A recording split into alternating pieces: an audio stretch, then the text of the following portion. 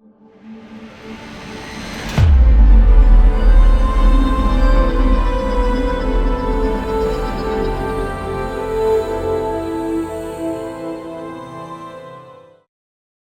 The Lord. Hallelujah. യേശുവേ നന്ദി, യേശുവേ സ്തുതി, യേശുവേ ആരാധന.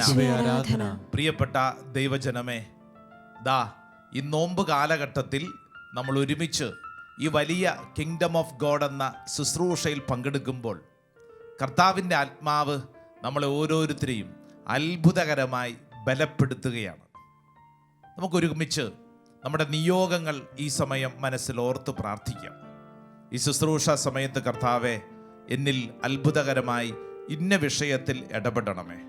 ഓരോരുത്തരും ആഗ്രഹിക്കണം. നാളുകളായി പ്രാർത്ഥിച്ചിട്ട് ഒരുപക്ഷെ നടക്കുന്നില്ല എന്നുള്ള വലിയ ഭാരപ്പെട്ട ചിന്ത മനസ്സിലുണ്ടാവും. ഇനി പ്രാർത്ഥിച്ചിട്ട് കാര്യമില്ലെന്നൊരുപക്ഷെ നാട്ടുകാരോ വീട്ടുകാരോ പറഞ്ഞിട്ടുണ്ടാവും.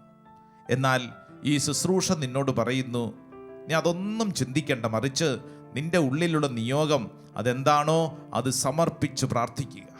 കർത്താവെ, ഈ ശുശ്രൂഷ സമയത്ത് അത് വെളിപ്പെടട്ടെ. രണ്ട് കരങ്ങൾ സ്വർഗത്തിലേക്ക് നന്നായിട്ട് ഉയർത്തിപ്പിടിച്ച് കരങ്ങൾ ഉയർത്തി സ്വരമുയർത്തി അറിയാവുന്നത് പോലെ നമ്മളെല്ലാവരും സ്തുതിച്ചൊന്നും പ്രാർത്ഥിക്കുകയാണ്. കർത്താവിൻ്റെ മഹത്വം നമ്മൾ നിൽക്കുന്ന സ്ഥലത്ത് ഈ ശുശ്രൂഷ ലോകത്തിൻ്റെ പല ഭാഗങ്ങളും ദൈവജനം പങ്കെടുക്കുവാണ്. നിങ്ങളായിരിക്കുന്ന ഇടങ്ങളിൽ ഈ ശുശ്രൂഷ അഭിഷേകം ഇത് വെളിപ്പെട്ടുകൊണ്ടിരിക്കുകയാണ്. ഒന്ന് സ്തുതിച്ചൊന്ന് പ്രാർത്ഥിച്ചേ. ഹല്ലേലൂയ, ഹല്ലേലൂയ, ഹല്ലേലൂയ. യേശുവേ ആരാധന, ആരാധന, ആരാധന, ആരാധന, ആരാധന.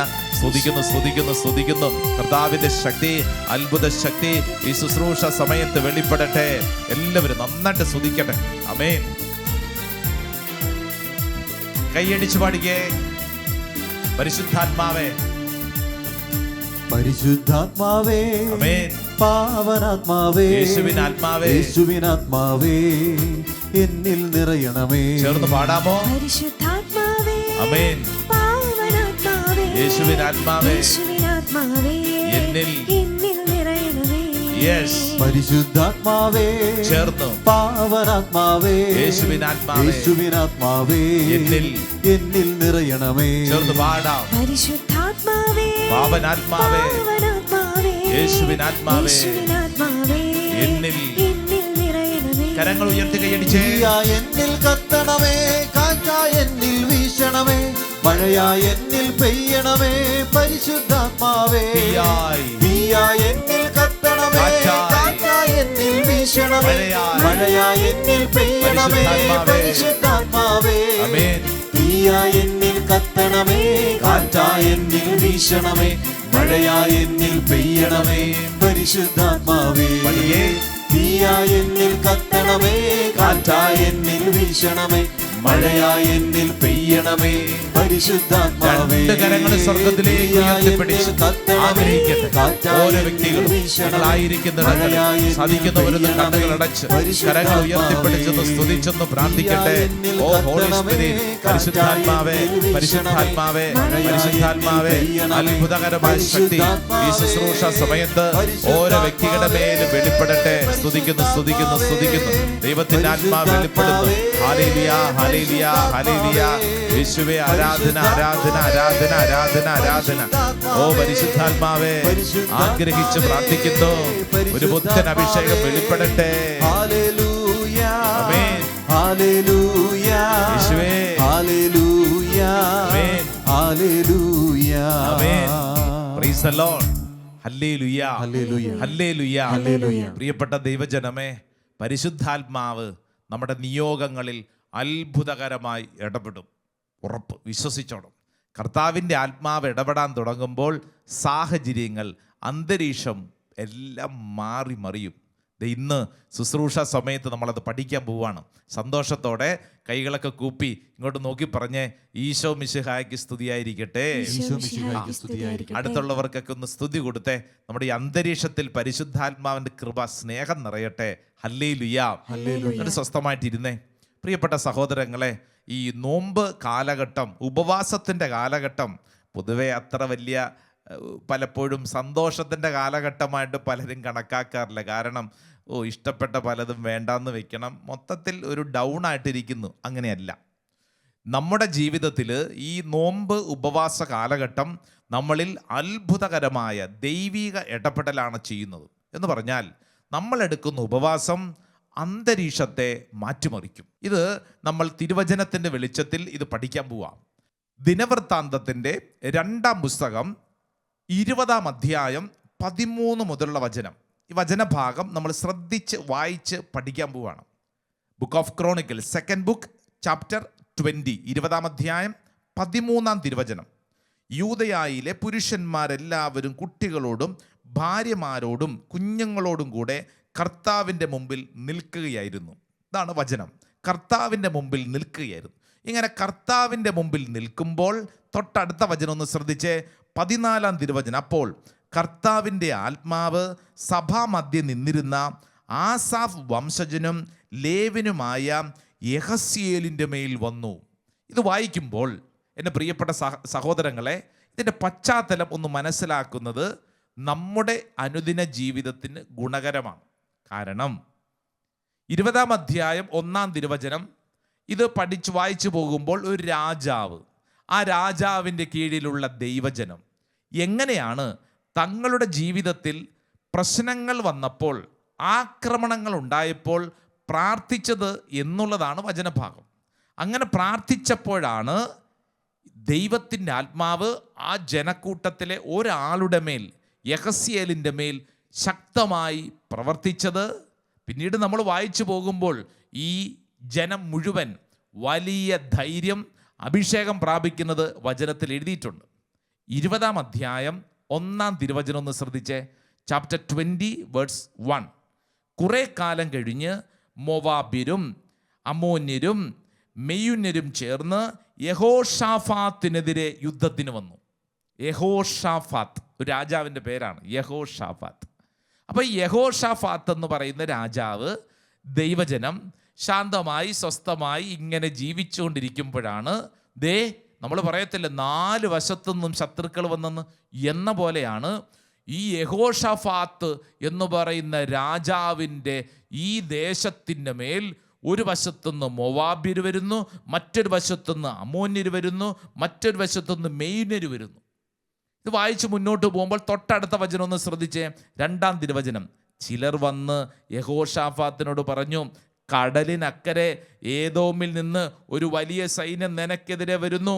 കണ്ടോ, ഇനി ഇതൊന്നുമല്ല, വേറെ ഒരു സൈന്യം ഇനി വേറെയും വരുന്നുണ്ട്. മൊത്തം പെട്ടിരിക്കുന്ന അവസ്ഥ, മൊത്തം പെട്ടിരിക്കുക. അതായത് സമാധാനമായിട്ട് ജീവിച്ചു കൊണ്ടിരിക്കുന്ന ഒരു ദേശം, ആ ദേശത്തിൽ 4 വശത്തു നിന്നും ആക്രമണം ഉണ്ടാകുമ്പോൾ ആ രാജാവ് എന്തു ചെയ്തു? ഇത് വായിക്കുമ്പോൾ എൻ്റെ പ്രിയപ്പെട്ടവരെ, ഞാനും നിങ്ങളും യഹോഷാഫാത്താണെന്ന് ഓർത്തോണേ. നമ്മൾ ആരാണ്? യഹോഷാഫാത്താണ്. നമ്മൾ നമ്മുടെ ജീവിതത്തിൽ അപ്രതീക്ഷിതമായ സംഭവങ്ങൾ ഉണ്ടാകുമ്പോൾ, അപ്രതീക്ഷിതമായ രോഗം, അപ്രതീക്ഷിതമായൊരു സാമ്പത്തിക പ്രതിസന്ധി, വീട്ടിലുണ്ടായ അപ്രതീക്ഷിതമായ ആരുടെയെങ്കിലും ഒരു സംസാരം, നമ്മൾ എന്താ ചെയ്യണേ? എൻ്റെ പ്രിയപ്പെട്ടവരെ, ചിലപ്പോൾ നമ്മൾ പറയത്തില്ല 4 വശത്തുനിന്നും പ്രശ്നം ഇങ്ങനെ നമ്മളിങ്ങനെ വരിഞ്ഞ് മുറുക്കിയിരിക്കുക. എന്നാ ചെയ്യണ്ടേ? എന്താന്നൊരു പിടുത്തം കിട്ടണില്ല അല്ലേ? ഇങ്ങനെയുള്ള സാഹചര്യത്തിൽ യഹോഷാഫാത്തിനെ ഒന്ന് ധ്യാനിക്കണം. തിരുവചനം പഠിപ്പിക്കുന്നു, 3-ാം തിരുവചനം, അവൻ ഭയന്നു. ആദ്യം എന്ത് ചെയ്തു? അവൻ ഭയന്നു. നമ്മളെല്ലാവരും അങ്ങനെയാണ്. പ്രശ്നം വരുമ്പോൾ നമ്മൾ പേടിച്ചു. എന്നാൽ ആ പേടിയിൽ നമ്മൾ നിൽക്കരുത്. യഹോഷാഫാത്ത് നമ്മളോട് പറയാണ്, അവൻ ഭയന്നു, കർത്താവെങ്കിലേക്ക് തിരിയാൻ തീരുമാനിക്കുകയും ചെയ്തു. കണ്ടോ, അവൻ ഭയന്ന് അവിടെ മാറി മൂലയിൽ ഒളിച്ചിരിക്കുവല്ല, മറിച്ച് അവൻ്റെ ഭയം, അവൻ അടുത്ത സ്റ്റേജ് അവന് മനസ്സിലായി. ഞാനിങ്ങനെ ഭയപ്പെട്ടിരുന്ന പ്രശ്നത്തിന് പരിഹാരമാകുമോ? ഞാനിങ്ങനെ വിഷമിച്ചിരുന്നാൽ ഈ പ്രശ്നം തീരുമോ? ഞാൻ എന്ത് ചെയ്യണം? ഞാൻ എൻ്റെ കർത്താവിങ്കിലേക്ക് തിരിയണം. വെറുതെ തിരിഞ്ഞാൽ പോരാ. വചനം പറയുന്നു, അവൻ കർത്താവിങ്കിലേക്ക് തിരിയാൻ തീരുമാനിക്കുകയും യൂദയായിലെങ്ങും ഉപവാസം പ്രഖ്യാപിക്കുകയും ചെയ്തു.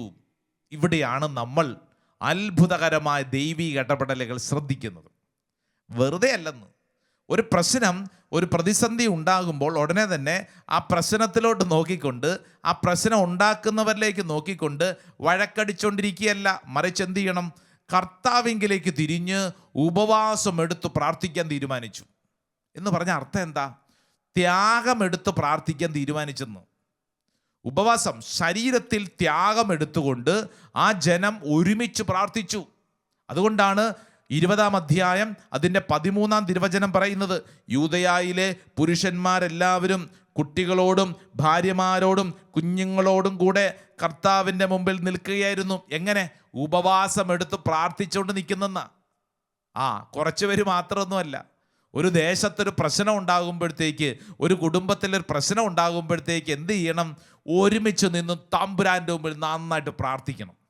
അങ്ങനെ പ്രാർത്ഥിക്കുമ്പോൾ ഇതാ ദൈവത്തിൻ്റെ ആത്മാവ് ആ കുടുംബത്തിലോ ആ ദേശത്തിലോ ഒരു വ്യക്തിയുടെ മേൽ ശക്തമായിട്ട് പ്രവേശിക്കും. ഇതാണ് നമ്മൾ ഈ ഉപവാസ കാലഘട്ടത്തിൽ തിരിച്ചറിയുന്നത്. നമ്മൾ നമ്മുടെ കുടുംബത്തിൽ ദൈവജനം ഒരുമിച്ചിരുന്ന് നമ്മൾ ഉപവസിക്കുകയും പ്രാർത്ഥിക്കുകയും ചെയ്യുമ്പോൾ നമ്മുടെ കുടുംബത്തിൽ ചിലരിൽ കർത്താവിൻ്റെ ആത്മാവ് അതിശക്തമായി ഇടപെടും. അത്ഭുതകരമായ കാര്യങ്ങൾ സംഭവിക്കും.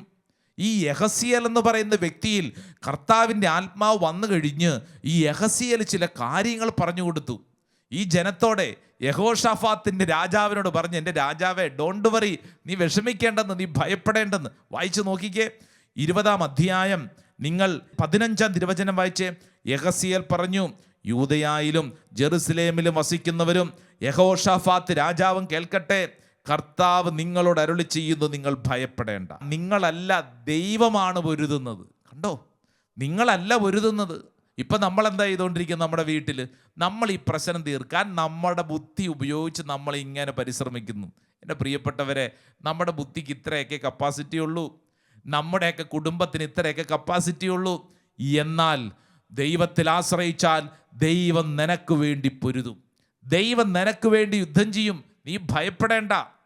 വചനം മുന്നോട്ട് വായിച്ചു പോകുമ്പോൾ 17-ാം തിരുവചനം, ഈ യുദ്ധത്തിൽ നിങ്ങൾ പൊരുതേണ്ടി വരികയില്ല. യൂദാ ജെറുസലേം നിവാസികളെ അണിനിരന്ന് കാത്തു നിൽക്കുവിൻ, കർത്താവ് തരുന്ന വിജയം നിങ്ങൾ കാണും. നിങ്ങൾ ഭയപ്പെടുകയോ പരിഭ്രമിക്കുകയോ വേണ്ട. നാളെ അവർക്കെതിരെ നീങ്ങുവിൻ, കർത്താവ് നിങ്ങളോട് കൂടെയുണ്ട്. ഇതിനപ്പുറം ഒരു വാഗ്ദാനം വേണോ എൻ്റെ പ്രിയ മനുഷ്യരെ? നമ്മുടെ ജീവിതത്തിൽ നമ്മൾ ഇന്ന് അനുഭവിക്കുന്ന ഏത് പ്രതിസന്ധിയാണെങ്കിലും അതിൻ്റെ ഒത്ത നടുവിൽ നമ്മൾ ചെയ്യേണ്ട കാര്യം തമ്പുരാൻ്റെ സന്നിധിയിലേക്ക് ഉപവാസമെടുത്ത് ത്യാഗമെടുത്ത് പ്രവേശിക്കാനുള്ളൊരു തീരുമാനം. അങ്ങനെ നമ്മളൊരു തീരുമാനമെടുക്കുമ്പോൾ നമ്മുടെ അന്തരീക്ഷത്തിലേക്ക് ദൈവത്തിൻ്റെ ആത്മാവ് അതിശക്തമായിട്ട് പ്രവർത്തിക്കും. ശരീരത്തിൽ ത്യാഗമെടുത്ത് പ്രാർത്ഥിക്കുമ്പോൾ അത്ഭുതകരമായ ശക്തി അന്തരീക്ഷത്തിൽ വെളിപ്പെടാൻ തുടങ്ങും. ഇത് വിശുദ്ധ ഗ്രന്ഥത്തിൽ ആവർത്തിച്ച് നമ്മളെ പഠിപ്പിക്കുന്നുണ്ട്. പുറപ്പാട് പുസ്തകം 17-ാം അധ്യായം 8 മുതലുള്ള വചനം മോശയെക്കുറിച്ച് വായിക്കുന്നുണ്ട്. ഒന്ന് വായിച്ചേ. അമലേക്യർ റഹീദിമിൽ വന്ന് ഇസ്രായേൽക്കാരെ ആക്രമിച്ചു. അമലേക്യർ, കണ്ടോ? അമലേക്യർ എന്ന് പറയുന്ന ഒരു ഗ്രൂപ്പുണ്ട്. അമലേക്യർ ആരാണ്? അമലേക്യർ. ബൈബിളിൽ ഈ അമലേക്യരെ കുറിച്ച് പറയുന്നത് അവർ വലിയ ശല്യക്കാരാണ്. അവർ ഇസ്രായേൽ ജനത്തെ എപ്പോഴും ആക്രമിക്കും. പിന്നെ ഇവരുടെ ആക്രമണ രീതിയാണെങ്കിൽ ഒരു വൃത്തികെട്ട ആക്രമണ രീതി. അതായത് പ്രതീക്ഷിക്കാത്ത സ്ഥലങ്ങളിൽ നിന്ന് ഇവർ വന്ന് ആക്രമിക്കും. ഒളിപ്പോരാളികളാണ്. പ്രത്യേകിച്ച് ഇവർ പുറകിൽ നിന്നൊക്കെ വന്ന് ആക്രമിക്കുന്നത്. നമ്മളെപ്പോഴും മുൻവശത്തെല്ലാം സെറ്റാക്കാനല്ലേ ശ്രദ്ധിക്കുന്നത്, അല്ലേ? നമ്മുടെയൊക്കെ വീട്ടിൽ രാത്രിയിൽ നമ്മൾ കണ്ടിട്ടില്ലേ, രാത്രി കിടന്നിറങ്ങുന്നതിന് മുമ്പ് മുൻവശത്തെ വാതിൽ അടച്ചോ എന്നാണ് നമ്മൾ ചോദിക്കുന്നത്. കള്ളൻ വരുന്നത് കോളിംഗ് ബെല്ലടിച്ച് മുൻവശത്തെ വാതിലെ കൂടെ അല്ലല്ലോ. കള്ളൻ വരുന്നത് പുറകുവശത്ത് അടുക്കള സൈഡിലുള്ള വാതിൽ തുറന്ന് അപ്പുറത്ത് വെച്ചിരുന്ന കമ്പിപ്പാരെടുത്ത് തുറന്ന് ആ അടയ്ക്കാത്തിരുന്ന ജനൽ അല്ലേ, അങ്ങനെയാണ് വരുന്നത്. പലപ്പോഴും നമ്മൾ ശ്രദ്ധിക്കുന്ന മുൻവശത്താണ്. ഈ അമലേക്യരുടെ പ്രത്യേകത എന്താണെന്ന് പറയുക, ഇവർ വരുന്ന എപ്പോഴും നമ്മൾ ശ്രദ്ധിക്കാത്ത വഴിക്കത്തൂടിയാണ്. ഇന്നും നമ്മുടെ ജീവിതത്തിൽ ഈ അമലേക്യരുണ്ടെന്ന്. ഇസ്രായേൽക്കാരെ അന്ന് ആക്രമിച്ച അമലേക്യർ ഇന്നും ഉണ്ട്. നമ്മൾ വിചാരിക്കാത്ത വഴിയിലൂടെ വന്ന് അവർ നമ്മളെ ആക്രമിച്ചുകൊണ്ടിരിക്കും. മോശ എന്ത് ചെയ്തെന്നറിയോ? അമലേക്യരെ ആക്രമിക്കാൻ വന്നപ്പോൾ മോശ വായിച്ചേ, അതിൻ്റെ 17-ാം അധ്യായം 11-ാം തിരുവചനം, ചാപ്റ്റർ 17 വേഴ്സ് 11. മോശ കരങ്ങൾ ഉയർത്തിപ്പിടിച്ചിരുന്നപ്പോഴെല്ലാം ഇസ്രായേൽ വിജയിച്ചു കൊണ്ടിരുന്നു. കരങ്ങൾ താഴ്ത്തിയപ്പോൾ അമലേക്യർക്കായിരുന്നു വിജയം. എന്ന് പറഞ്ഞാൽ എന്ത് മനസ്സിലായി? ഈ മോശ എന്തിനാണാവോ കൈകൾ ഉയർത്തി പ്രാർത്ഥിച്ചത്? ഇയാൾ ഈ കൈകൾ ഉയർത്തുമ്പോഴത്തേക്ക് എന്ത് മാജിക്കാണ് അവിടെ സംഭവിക്കണേ? ഇസ്രായേൽക്കാർ വിജയിച്ചത് ബൈബിൾ വായിച്ച മനസ്സിലാകും. പ്രിയ സഹോദരങ്ങളെ, ഈ കൈകൾ ഉയർത്തുക എന്ന് പറഞ്ഞാൽ ത്യാഗമെടുത്ത് പ്രാർത്ഥിക്കുക എന്നാണ് അർത്ഥം.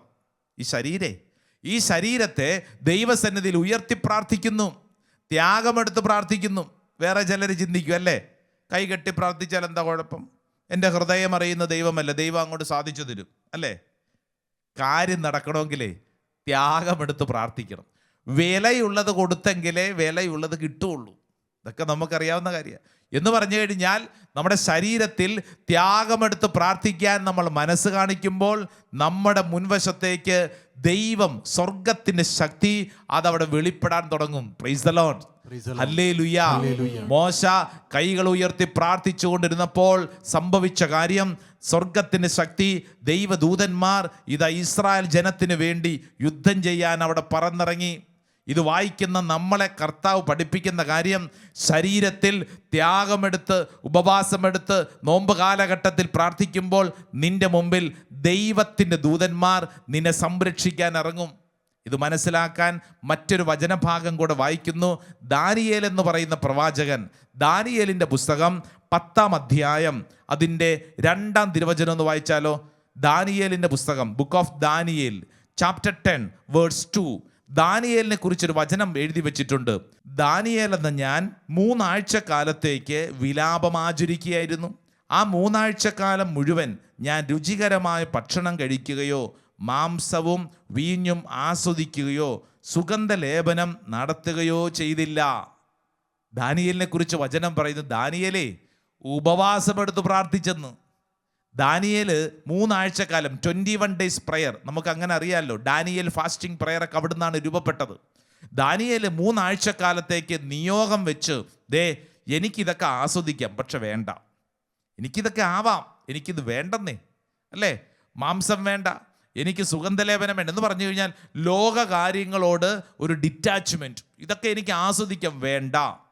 എൻ്റെ പ്രിയരെ, ഈ നോമ്പ് കാലഘട്ടത്തിൽ നമുക്ക് ഇഷ്ടപ്പെട്ട പലതും വേണ്ടാന്ന് വെക്കാൻ അല്ലേ, നമുക്ക് ഇഷ്ടപ്പെട്ട പല കാര്യങ്ങളുണ്ട്, അതിനെ വേണ്ടാന്ന് വെക്കാൻ നമ്മൾ തീരുമാനമെടുക്കുമ്പോൾ നമ്മുടെ പക്കലേക്ക് ഒരു കാര്യം സംഭവിക്കും. അത് വചനത്തിൽ എഴുതിയിട്ടുണ്ട്. 7-ാം തിരുവചനം, 10-ാം അധ്യായം 7-ാം തിരുവചനം, ദാനിയേലായ ഞാൻ മാത്രം ഈ ദർശനം കണ്ടു, എന്നോടൊപ്പം ഉണ്ടായിരുന്നവർ കണ്ടില്ല എന്ന് പറഞ്ഞാൽ സ്വർഗത്തിൻ്റെ ദർശനം. ദൈവദൂതൻ ഇതാ ദാനിയേലിൻ്റെ വീട്ടുപുരയ്ക്കൽ എത്തുമ്പോൾ ഈ ദർശനം കാണുന്നത് ദാനിയേൽ മാത്രമാണ് എന്ന് പറഞ്ഞാൽ, ഉപവാസവും നോമ്പും എടുക്കുന്നവന് മാത്രമേ ഈ ആത്മീയ കാര്യങ്ങൾ മനസ്സിലാവുകയുള്ളൂ. ബാക്കിയുള്ളവർക്ക് ഇതൊന്നും മനസ്സിലാവില്ല. അവർ ചോദിക്കും, എന്തിനാ എപ്പോഴും ഈ ശുശ്രൂഷയിൽ പങ്കെടുത്തുകൊണ്ടിരിക്കുന്നത്, എന്തിനാ എപ്പോഴും കൊന്ത ചെല്ലുന്നത്, എന്തിനാ എപ്പോഴും ബൈബിൾ വായിക്കുന്നത്, ഇത്രയും നാൾ വായിച്ചിട്ട് എന്ത് കിട്ടി ചോദിച്ചിട്ടില്ലേ? വീട്ടിലൊക്കെ ചിലർ എന്തിനാ ഇതും കണ്ടുകൊണ്ടിരിക്കുന്നത് അല്ലേ, എന്തിനാ ഇപ്പോഴും ഈ ശാലവും കണ്ടുകൊണ്ടിരിക്കുന്നത്, എന്തിനാണ് ഈ കൊന്തം ചൊല്ലിക്കൊണ്ടിരിക്കുന്നത്, എന്തിനാ എപ്പോഴും ഈ പള്ളിയിൽ പോണേ, എന്തിനാ ധ്യാന കേന്ദ്രത്തിൽ പോണേ ചോദിക്കും. കാരണം അവർക്ക് മനസ്സിലാകത്തില്ല. നിനക്ക് കിട്ടുന്ന അഭിഷേകം നീ വ്യക്തിപരമാണ്, നീ നേടിയെടുക്കേണ്ടതാണ്. എൻ്റെ പ്രിയപ്പെട്ട സഹോദരങ്ങളെ, ഈ ശുശ്രൂഷ സമയത്ത് നമ്മുടെ മുമ്പിൽ ദൈവത്തിൻ്റെ ആത്മാവ് ഓർമ്മപ്പെടുത്തുന്ന കാര്യം, യഹോഷാഫാത്ത് എന്ന് പറയുന്ന ഒരു രാജാവ് എടുത്തൊരു നിലപാട്, ഇതാ ദാനിയേൽ എടുത്ത നിലപാട്, മോശ എടുത്ത നിലപാട് എൻ്റെ ജീവിതത്തിലും വേണം. എന്തിനാണെന്നറിയോ? അന്തരീക്ഷം മാറും. ഉപവാസവും ത്യാഗവും ഏറ്റെടുക്കുമ്പോൾ നമ്മുടെ അന്തരീക്ഷം മാറും. ദൈവിക ഇടപെടലുകൾ നമ്മുടെ അന്തരീക്ഷത്തിൽ പ്രവർത്തിക്കുന്ന നമുക്ക് കാണാൻ പറ്റും. തുടർന്നുള്ള ആരാധന സമയത്ത് നമുക്ക് ഒരുമിച്ച് ഈ അഭിഷേകത്തിന് വേണ്ടി പ്രാർത്ഥിക്കാം. ആമേൻ. ആമേൻ.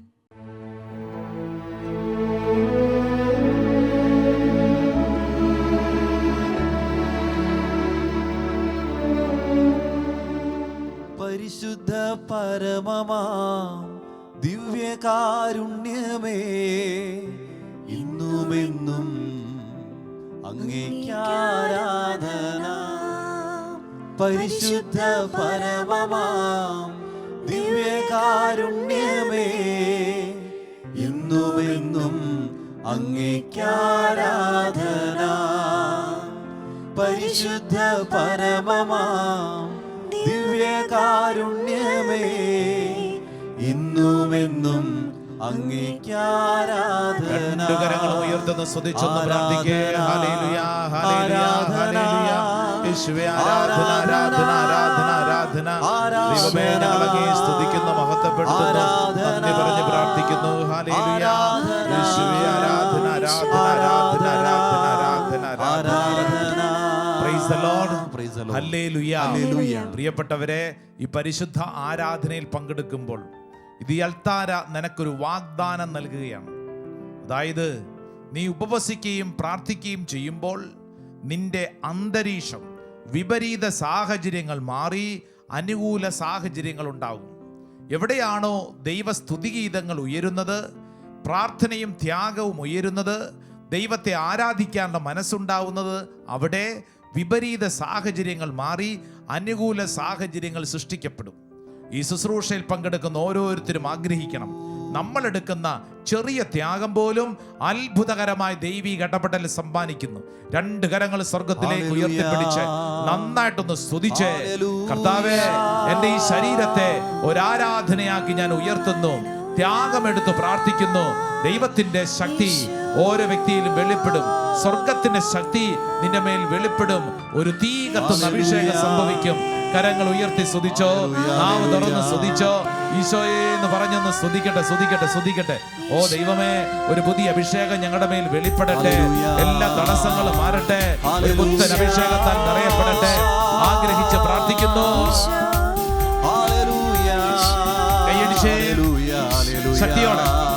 ആമേൻ. ഈ ആരാധന എന്റെ വിടുതലാണ്. ഈ ആരാധന എന്റെ ആനന്ദമാണ്. ഈ ആരാധന എന്റെ സൗഖ്യമാണ്. ഈ ആരാധന എന്റെ സന്തോഷമാണ്. ഈ ആരാധന എന്റെ വിടുതലാണ്. ഈ ആരാധന എന്റെ ആനന്ദമാണ്. ഈ ആരാധന എന്റെ സന്തോഷമാണ്. ഈ ആരാധന എന്റെ സൗഖ്യമാണ്. ഹല്ലേലൂയ, ഹല്ലേലൂയ, ഹല്ലേലൂയ. ആ കൈകളൊക്കെ ഒന്ന് വീശിക്കൊന്ന് ഹല്ലേലൂയ, ഹല്ലേലൂയ, ഹല്ലേലൂയ. പഠിക്കേ. ഹല്ലേലൂയ, ഹല്ലേലൂയ, ഹല്ലേലൂയ. ഹല്ലേലൂയ, ഹല്ലേലൂയ, ഹല്ലേലൂയ. പൗലോസും ശീലാസും പ്രാർത്ഥിച്ചതുപോലെ ഹല്ലേലൂയ, ഹല്ലേലൂയ. ദൈവജനം പ്രാർത്ഥിക്കുക. ഹല്ലേലൂയ, ഹല്ലേലൂയ, ഹല്ലേലൂയ. ഹല്ലേലൂയ. ഹല്ലേലൂയ, ഹല്ലേലൂയ, ഹല്ലേലൂയ. ആമേൻ. ഹല്ലേലൂയ, ഹല്ലേലൂയ. 2 കരങ്ങളും ഉയർത്തി നന്നായിട്ടൊന്ന് സ്തുതിച്ചേ. കർത്താവേ, എല്ലാ കെട്ടുകളും വഴിയപ്പെടട്ടെ. എല്ലാ തിന്മയുടെ കെട്ടുകളും വഴിയപ്പെടട്ടെ. കർത്താവ്, വലിയൊരു ദൈവശക്തി ദൈവജനത്തിന്റെ മേൽ വെളിപ്പെടട്ടെ. കർത്താവിന്റെ ആത്മാവ് വെളിപ്പെടട്ടെ. പ്രാർത്ഥനാവരം കർത്താവ് നൽകട്ടെ. പ്രാർത്ഥനാവരം നൽകട്ടെ. തടസ്സങ്ങൾ കർത്താവ് മാറ്റട്ടെ. കർത്താവിന്റെ ആത്മാവ് നയിക്കട്ടെ. പിതാവിന്റെയും പുത്രന്റെയും പരിശുദ്ധാത്മാവിന്റെ നാമത്തിൽ ദൈവജനത്തിന്റെ മേൽ വെളിപ്പെടുന്ന സമയം. Praise the Lord. Praise the Lord. Hallelujah. Hallelujah. പ്രിയപ്പെട്ട ദൈവജനമേ, പരിശുദ്ധ ആരാധനയുടെ മുമ്പിൽ ആരാധനയായി നമ്മുടെ ജീവിതത്തെ സമർപ്പിക്കുമ്പോൾ അന്തരീക്ഷം മാറും. പൗലോസും ശീലാസും ജയിലിൽ കടന്നുകൊണ്ട് ദൈവത്തെ ആരാധിച്ചപ്പോൾ, ത്യാഗമെടുത്ത് പ്രാർത്ഥിച്ചപ്പോൾ സുഖകരമായ അന്തരീക്ഷത്തിലല്ല. വിലയുള്ളത് കിട്ടണമെങ്കിൽ വില കൊടുക്കണം. ദൈവത്തെ സ്തുതിച്ച് ആരാധിച്ചപ്പോൾ അന്തരീക്ഷത്തിൽ ദൈവത്തിന്റെ കൃപ വെളിപ്പെടാൻ തുടങ്ങി. വചനത്തിൽ പഠിപ്പിക്കുന്നതിൽ അപ്പസ്തോല പ്രവർത്തനം 4-ാം അധ്യായം, ഇതാ ദൈവജനം ഒരുമിച്ച് അവർ പ്രാർത്ഥിച്ചു കൊണ്ടിരുന്നപ്പോൾ പരിശുദ്ധാത്മാവരിൽ നിറഞ്ഞു. അവർ നിന്നിരുന്ന സ്ഥലം കുലുങ്ങാൻ തുടങ്ങി. ഓ ദൈവത്തിന്റെ ജനമേ, ഇതാ ഈ ശുശ്രൂഷ സമയം, ഈ ആരാധനയുടെ സമയത്ത് നീ വിശ്വസിക്കുക, എൻ്റെ മേലും എൻ്റെ കുടുംബത്തിൻ്റെ മേലും ഈ വലിയ കൃപയാണ് നിറയുന്നത്. കെട്ടുകൾ അഴിയപ്പെടുന്ന, ജീവിതത്തിൻ്റെ എല്ലാവിധ ബന്ധനങ്ങളും അഴിയപ്പെടുന്ന വലിയൊരു സൗഖ്യ ശുശ്രൂഷ. ഈ ആരാധന ഇപ്പോൾ മാത്രമല്ല, മറിച്ച് എല്ലാ ദിവസവും ഒരല്പസമയം ദൈവത്തിന് മുമ്പിൽ ആരാധിക്കാൻ ഒരു തീരുമാനമെടുക്കണം. കൈകൾ കൂപ്പിക്കേ, കണ്ണടച്ച് പ്രാർത്ഥിച്ചേ, ത്യാഗമെടുത്ത് പ്രാർത്ഥിക്കാനുള്ള തീരുമാനം. ജപമാല ചൊല്ലുന്ന ശൈലികൾ ആർക്കെങ്കിലുമൊക്കെ നിന്നുപോയെങ്കിൽ, നിലച്ചുപോയെങ്കിൽ ഈ സമയം കർത്താവേ, നഷ്ടപ്പെട്ട ജപമാല ചെല്ലാനുള്ള കൃപ വേണം. വചനം വായിക്കുന്ന ശൈലി നിലച്ചു പോയെങ്കിൽ ഇതാ വചനം വായിക്കാനുള്ള തീരുമാനം. മറ്റുള്ളവരെ സ്നേഹിക്കാൻ, മറ്റുള്ളവരെ അംഗീകരിക്കാൻ, സ്നേഹത്തിൽ വളരാനുള്ള തീരുമാനം. ഒരു പുത്തൻ അഭിഷേകം നിന്റെ മേൽ വെളിപ്പെടുകയാണ്. നമുക്കെല്ലാവർക്കും കൈകൾ കൂപ്പി ഈശോയുടെ ആശീർവാദം സ്വീകരിക്കുമ്പോൾ, ഈശോയെ, എൻ്റെ മേലും എൻ്റെ കുടുംബത്തിൻ്റെ മേലും അത്ഭുതകരമായി അങ്ങ് പ്രവർത്തിക്കണമെന്ന് ആഗ്രഹിക്കാം. എൻ്റെ പ്രിയപ്പെട്ട സഹോദരങ്ങളെ, നമ്മുടെ പ്രതികൂല സാഹചര്യങ്ങൾ അനുകൂല സാഹചര്യങ്ങളാക്കി കർത്താവ് മാറ്റും. ഈ ആശീർവാദം നമുക്ക് അഭിഷേകത്തിൻ്റെതാണ്. പ്രാർത്ഥനയോടെ സ്വീകരിക്കാം. നാഥാ നീ എന്നെ മാറ്റേണമേ, നാഥാ നീ എന്നെ മാറ്റേണമേ, നാഥാ നീ എന്നെ മാറ്റേണമേ, നാഥാ നീ എന്നെ മാറ്റേണമേ, നാഥാ നീ എന്നെ മാറ്റേണമേ.